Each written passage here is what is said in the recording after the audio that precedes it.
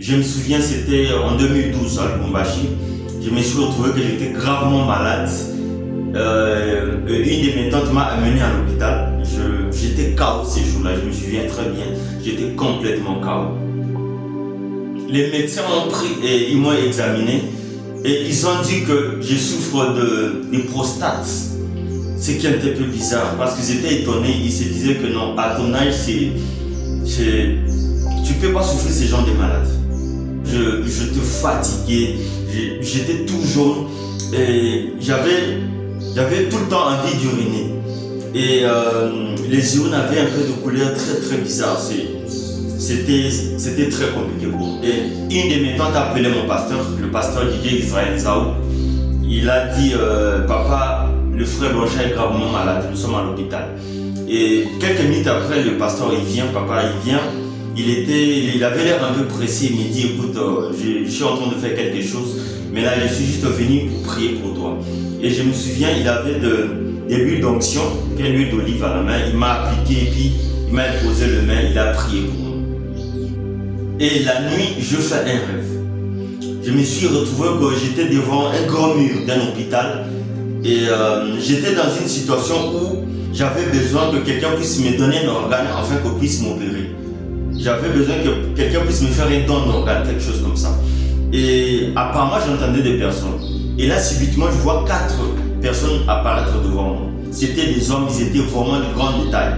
Et il y avait 3 civils et 1 militaire sur une moto. Et je devais faire un choix et j'ai choisi une personne parmi les 4. Et pendant qu'on était en train de partir, je vis les 3 autres, ils étaient en train de partir, ils étaient un peu déçus. Quelque chose comme ça. Je me suis dit, mais bon, écoute, j'avais juste besoin d'une personne, voilà. Et on est parti dans quelque chose, c'est comme un couloir. On a allongé le couloir et puis on est entré dans une salle d'opération. Je me souviens, j'étais allongé et je voyais une grande lumière sur moi. Et puis à un moment, j'entends un très grand bruit. Un bruit du genre comme un tapé sur un métal. Et c'est là que je me réveille. Lorsque je me réveille, je me retrouve que j'étais en fait en train de rêver. Et je regarde à ma gauche, je vois des mamans là, des femmes des ménages en train de balayer. Et par mes gardes, sûrement que la dame a touché mon lit, c'est ce qui m'a réveillé. Et lorsque je me suis réveillé, je me suis senti en pleine forme. C'était un peu bizarre, je me suis senti que c'est comme si j'étais vraiment quelqu'un d'autre. Et j'étais en train de réfléchir pendant quelques minutes parce que avant je ne pouvais pas faire 3-4 minutes sans que j'aie envie d'uriner. Et là, rien ne s'est passé.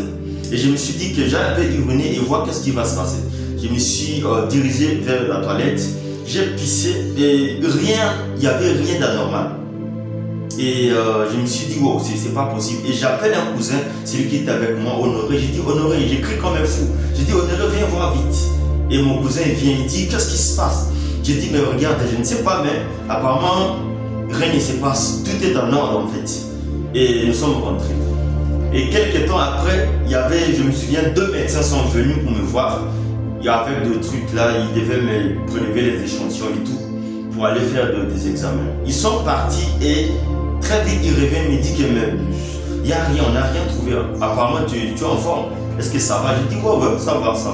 Ils ont dit que non, apparemment, il y avait beaucoup plus de peur que de mal, tu n'as rien. Là, vous pouvez juste payer la facture de la chambre et vous pouvez partir. Et là, les après-midi aux environs de 15h, mon oncle a envoyé l'argent, on a réglé la facture et on a quitté l'hôpital. Rien n'est impossible à Dieu. La Bible dit que ce qui est impossible aux hommes est possible à Dieu. Le problème avec les hommes, c'est que nous nous focalisons beaucoup plus aux circonstances qui se présentent devant nous. Voilà pourquoi des fois on n'arrive pas à voir la puissance de Dieu dans nos vies. Si Dieu pouvait me guérir, si Dieu pouvait faire une opération sans que je puisse avoir besoin des instruments chirurgicaux ou de médecins, quelque chose comme ça. Mais il m'a opéré spirituellement, bien aimé, tu dois savoir que c'est possible aussi avec toi, peu importe ta maladie, que Dieu aussi puisse intervenir miraculeusement dans ta vie. Si seulement au travers de la puissance de la prière, Dieu pouvait faire un miracle dans ma vie, je crois aussi que peu importe le nom de ta maladie, Dieu est capable aussi de te guérir. Alors, je ne sais pas c'est quoi ta maladie. Peut-être c'est le blocage. Tout est bloqué dans ta vie. Tous les domaines de ta vie semblent bloqués. Tes études sont complètement bloquées. Ton mariage pratiquement bloqué. Les finances bloquées. Ton ministère, rien ne marche. Mais bien, laisse-moi te dire ceci. Jésus est la solution à tes problèmes.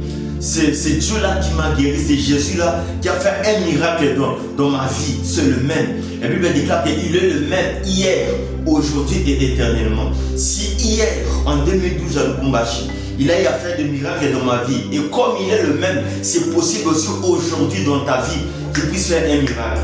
Et bien aimé, ma prière pour toi, c'est que Dieu puisse intervenir dans ta vie dans le nom de Jésus. Que des blocages qui liaient ta vie, qui limitaient ta vie, qui mettaient des frontières, qui mettaient des barrières dans ta vie.